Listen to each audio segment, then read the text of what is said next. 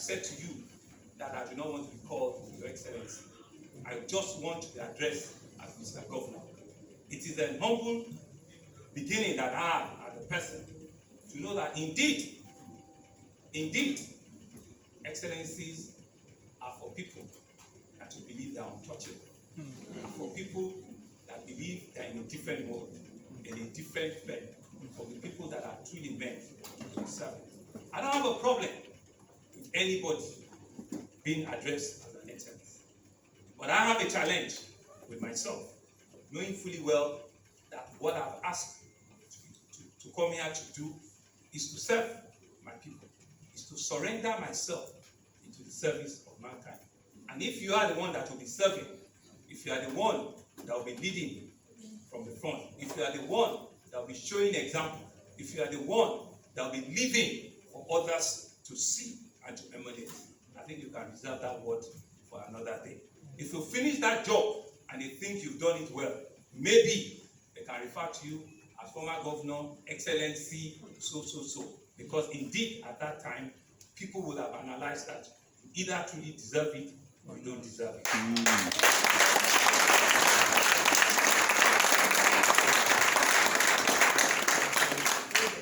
The audience here today, in my view, in my assessment, are the real leaders of tomorrow.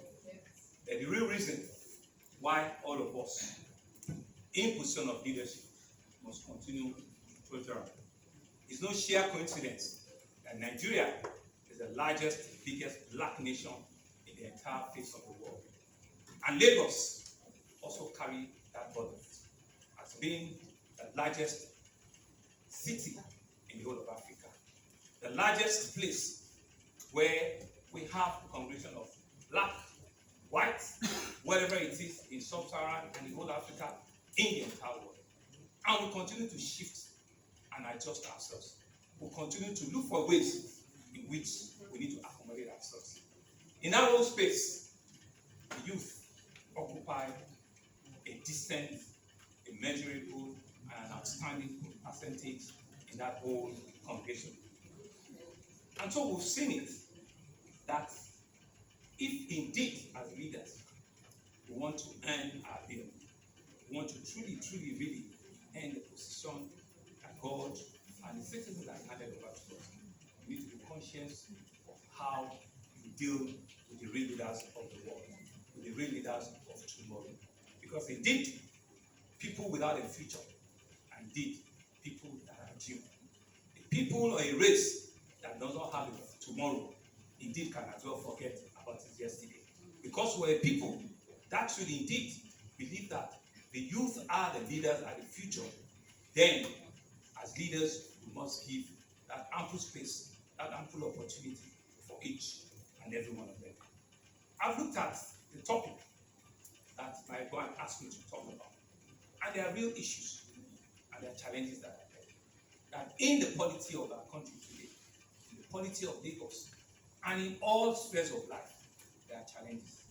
Challenges with us as a nation, economic challenges, security challenges, societal issue challenges, religious challenges, ethnicity, demography, everything that you can imagine. Climate change is a challenge to all of us today. But the real strength of leadership is not in the challenges that you are faced with. It's your ability and the capacity to raise up, to raise your head high, and be able to live out of those challenges and turn them into opportunities. I looked at the issues that are facing our youth today. And these issues are not exhaustive in themselves. I looked at how well have we done on youth engagement? How well as leaders have we provided an opportunity for our youth to continue to engage them? To not assume that indeed we have an idea of what the issues are.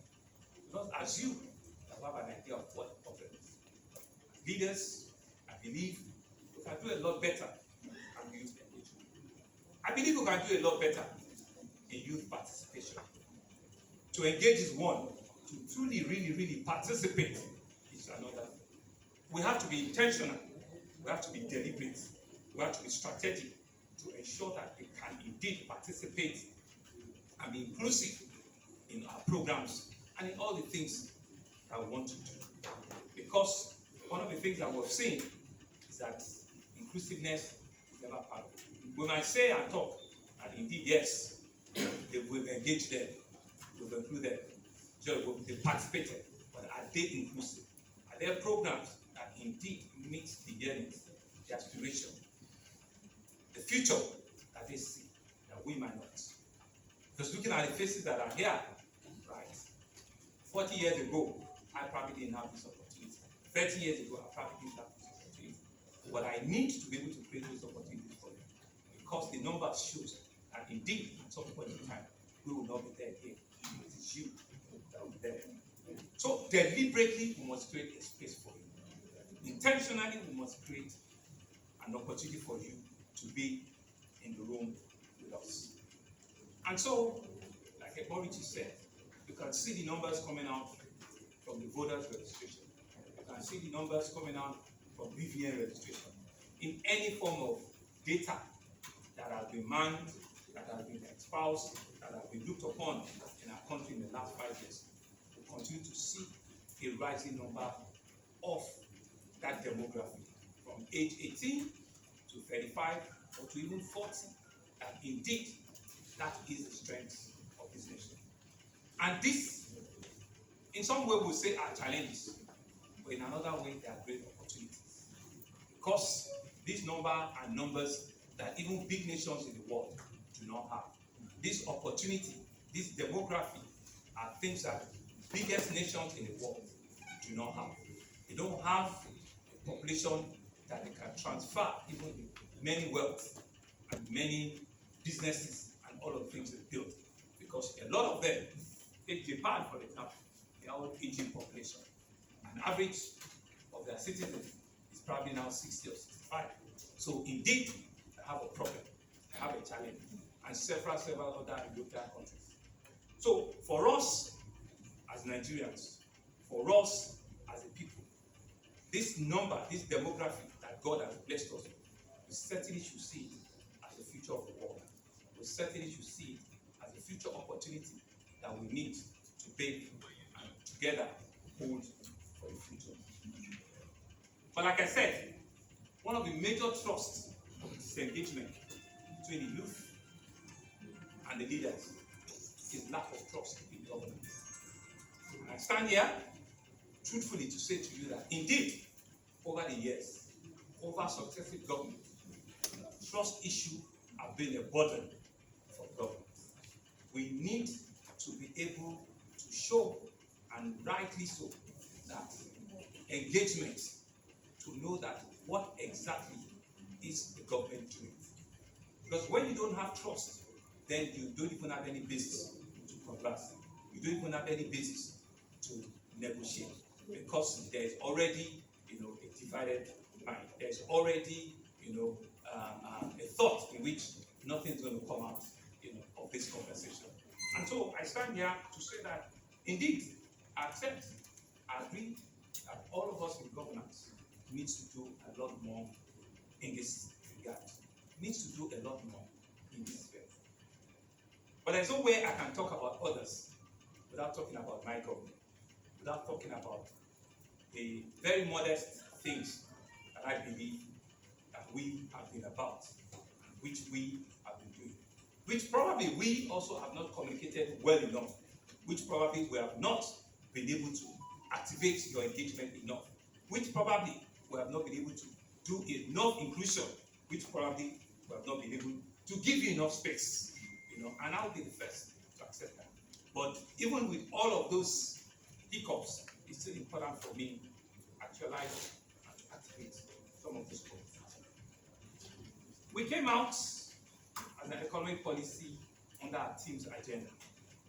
I'm hoping and I'm believing that everybody in this room knows each of those words under our team's agenda. The first being transportation and traffic management. And I can take the next half a day to talk about what was done in transportation traffic management.